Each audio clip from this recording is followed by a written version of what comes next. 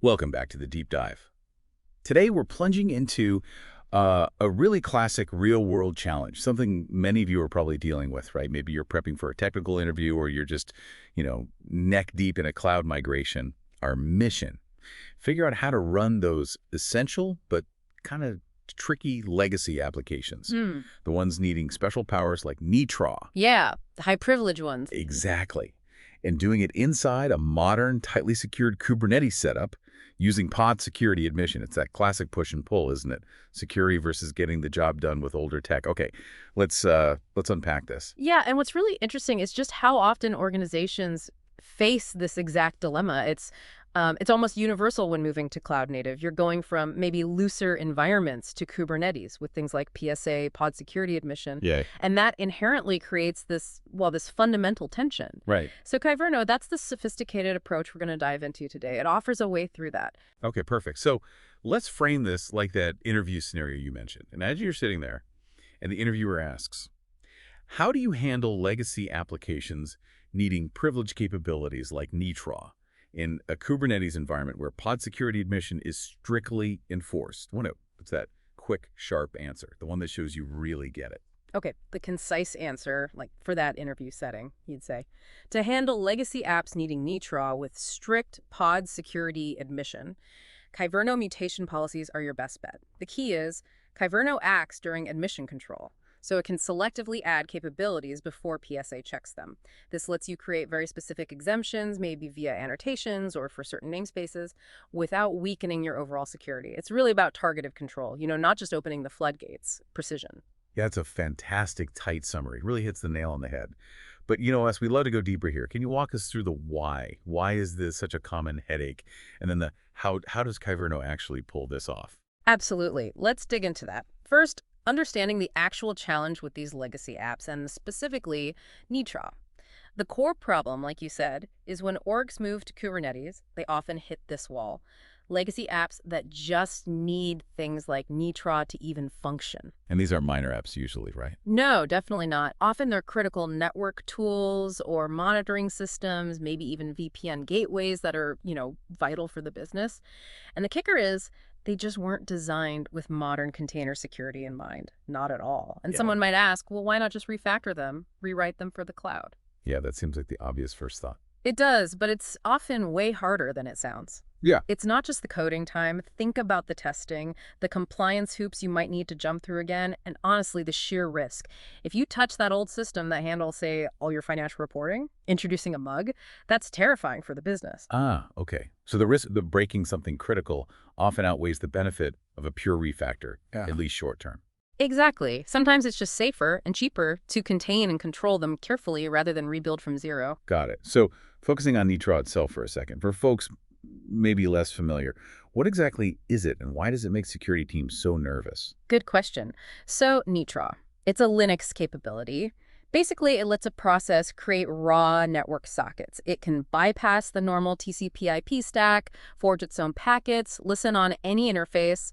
It's low-level network access. Okay, yeah, I can see why that sounds risky. Oh, it is. It can absolutely enable nasty stuff like man-in-the-middle attacks, packet sniffing, network disruption, things that keep security folks up at night. But there's always a but. There is, because it's also essential for completely legitimate things.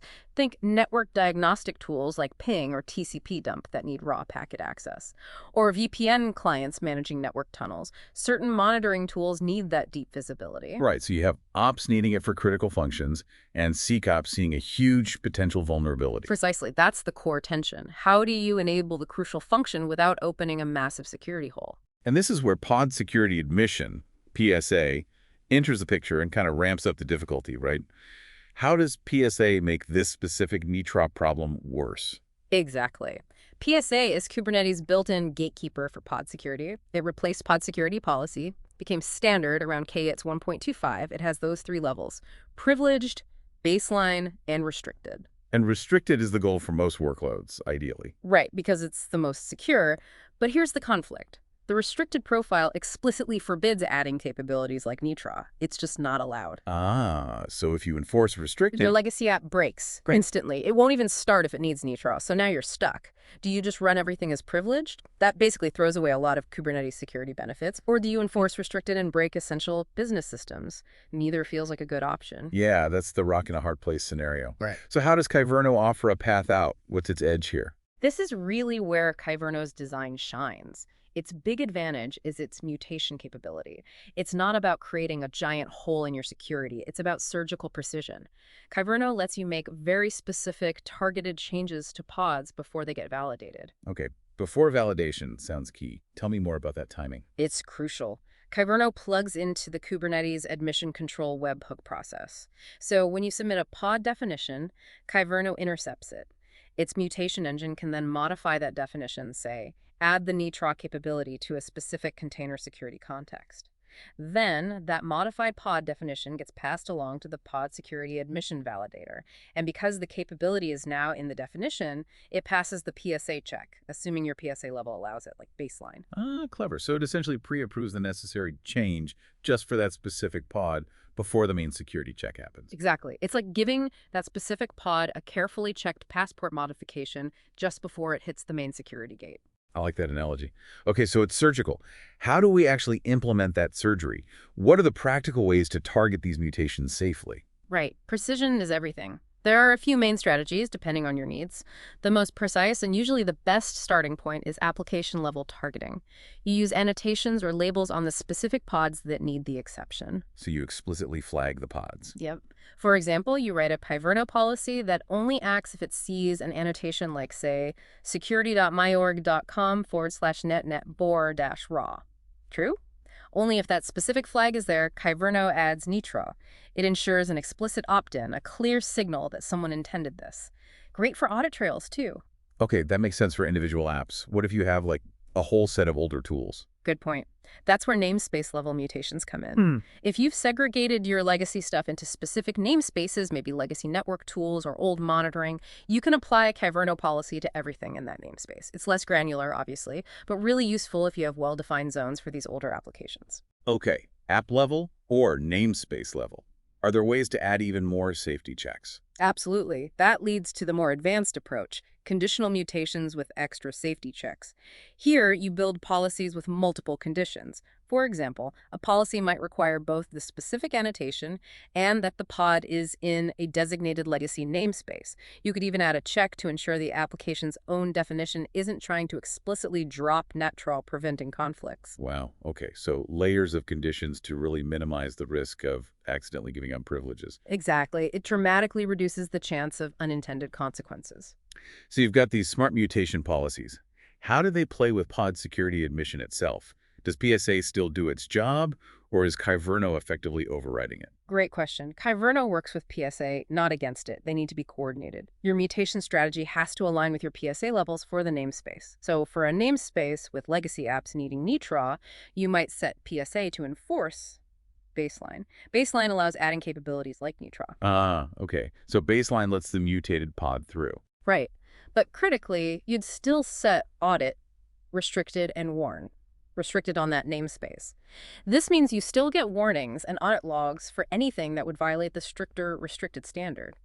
Your legacy app runs, but you maintain visibility into potential gaps you might want to close later. That's a really smart balance. Functionality plus visibility. Precisely. And Kyverno offers another layer too for defense in depth. It has a validate.pod security rule type.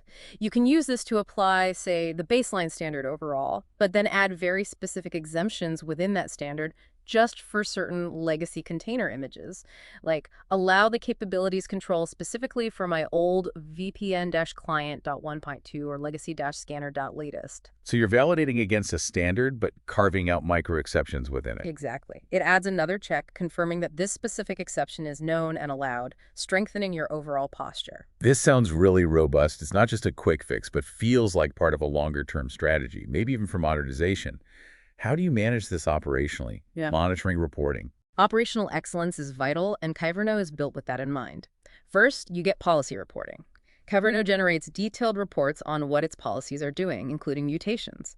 You'll see logs like policy addnet raw legacy, added netraw capability to container scanner in pod legacy scanner ESIZ. That's gold for audits and just knowing what's happening. Visibility is key. Totally. And this whole approach supports a gradual migration strategy. You don't need a risky big bang refactor. You can use Kyverno mutations to get the legacy app working securely now. Then you use the reporting and monitoring to see exactly where netraw is being used.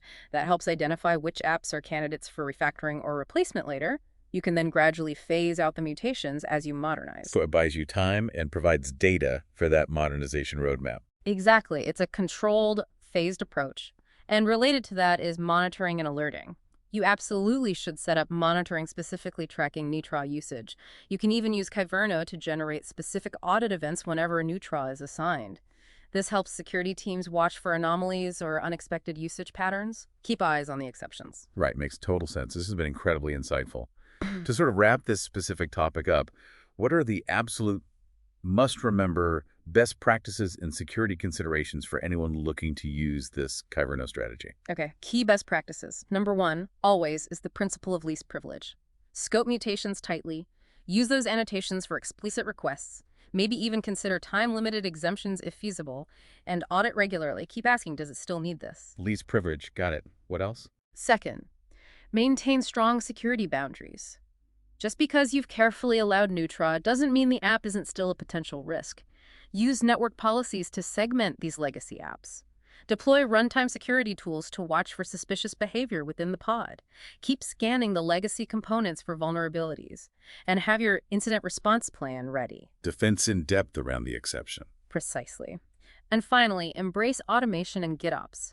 Manage your Kyverno policies as code in Git. Use tools like Customize or Helm. This means policy changes go through code review, you have version history, and deployments are consistent and auditable. It makes the whole process transparent and manageable. Really, if you zoom out, it's not just about Kyverno or netraw. It's about a mature, strategic way to manage inherent risks while keeping the business running and moving forward. That's a fantastic summary of the broader picture. Okay, so this was incredibly thorough. For our listener, maybe taking notes for that interview, maybe planning their next move, what are the absolute key takeaways? If they only remember a few things, what should they be? All right, let's boil it down. The key takeaways. Takeaway number 1. Legacy apps needing capabilities like netraw are a common, significant challenge with modern Kubernetes security like PSA. It creates that core tension, security versus function. Takeaway number 2. Kyverno mutation policies offer a really precise, granular fix. They add capabilities before security validation happens, allowing targeted exceptions without wrecking your overall security posture. Takeaway number 3. Smart implementation uses strategies like app-level targeting via annotations, namespace policies, and importantly, those conditional mutations with safety checks built in. Precision and safety. Takeaway number 4. You need to integrate this with your PSA levels correctly, use defense in depth like Kyverno's validation rules, and have solid operational practices, reporting, monitoring, and a plan for eventual migration. And takeaway number 5.